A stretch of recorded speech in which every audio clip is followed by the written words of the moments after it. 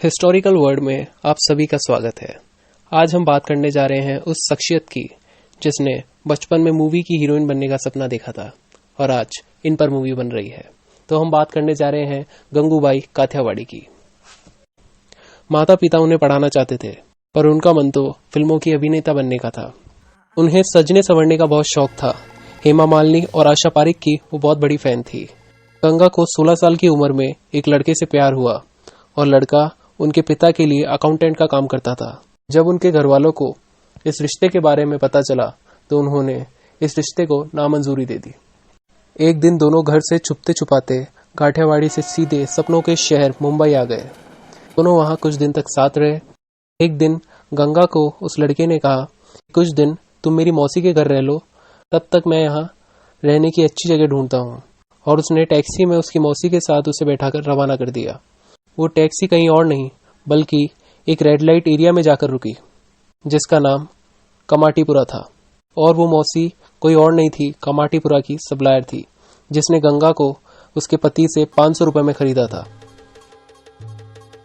कुछ दिन तक गंगा बहुत चिल्लाई चीखी और वो मानने को तैयार नहीं थी कि उसके पति ने उसे यहाँ बेचा है। कुछ समय बीतने के बाद गंगा ये मान चुकी थी कि उसके पास ये जिंदगी स्वीकार करने के अलावा कोई चारा नहीं है। गंगूबाई अपनी जिंदगी एक कॉमन सेक्स वर्कर की तरह जीने लगी। एक बार शौकत खान नाम का एक आदमी कमाटीपुरा आया। उसने गंगू के साथ जबरदस्ती की और उसके साथ बहुत बदतमीजी करने लगा। कुछ दिन बाद वो कमाटीपुरा वापस आया और उसने इस बार गंगू की ऐसी हालत की जिसकी वजह से उसे हॉस्पिटल में एडमिट कराना पड़ा। कुछ लोगों से पता करने के बाद उसे पता चला उस आदमी का नाम शौकत खान है जो करीम लाला के लिए काम करता है। ये पता चलते ही वो सीधे करीम लाला के पास पहुंची।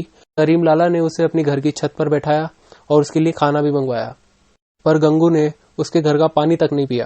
गंगू ने करीम लाला से कहा, आपने मुझे अपने घर में ही नहीं बुलाया जिससे घर गंदा हो जाए, पर मैं आपके घर का खाना कैसे खा सकती हूँ? इससे आपकी रसोई गंदी नहीं हो जाएगी? ये सुनकर करीम लाला शॉक हो गए। गंगू ने उनसे कहा कि वो एक बहुत बड़ी मुसीबत में है और उस मुसीबत का हल आप ही निकाल सकते हैं और गंगू इसके बदले जिंदगी भर उनकी रखेल बनकर रह सकती है।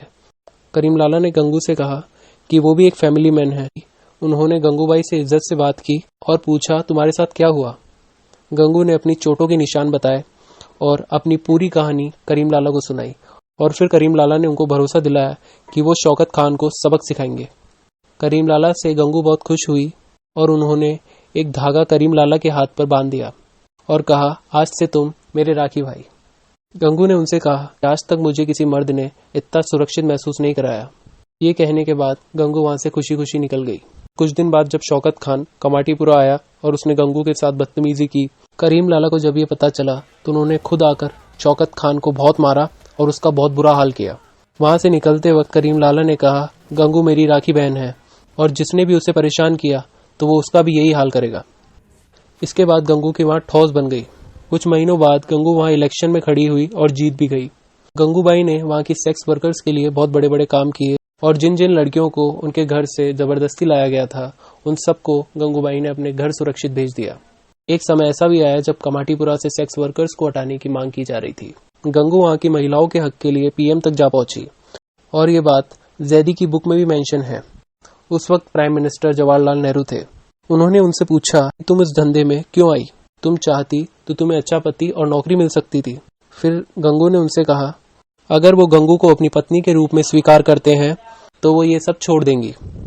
पीएम ने उन्हें साफ मना कर दिया। गंगू ने कहा, नाराज मत होइए, सलाह देना आसान है, अपनाना मुश्किल। पीएम ने कहा वो उनकी मांगों पे जरूर ध्यान देंगे। फिर कमाटीपुरा से सेक्स वर्कर को हटाने का काम हमेशा के लिए रुक गया। वहां की महिलाओं के लिए गंगूबाई मां समान थी। वहां की सेक्स वर्कर्स के पास आज भी उनकी तस्वीर है और उनके मरने के बाद उनका एक स्टैचू भी वहां बनाया गया था।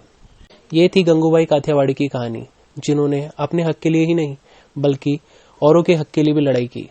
इस पर एक मूवी भी आ रही है जिसका नाम गंगूबाई काठियावाड़ी है, जिसमें आलिया भट्ट ने गंगूबाई का किरदार बखूबी निभाया है। किसी से डरने का नहीं, ना पुलिस से, ना एमएलए से, ना मंत्री से, ना भड़वू से, किसी के बाप से नहीं डरने का।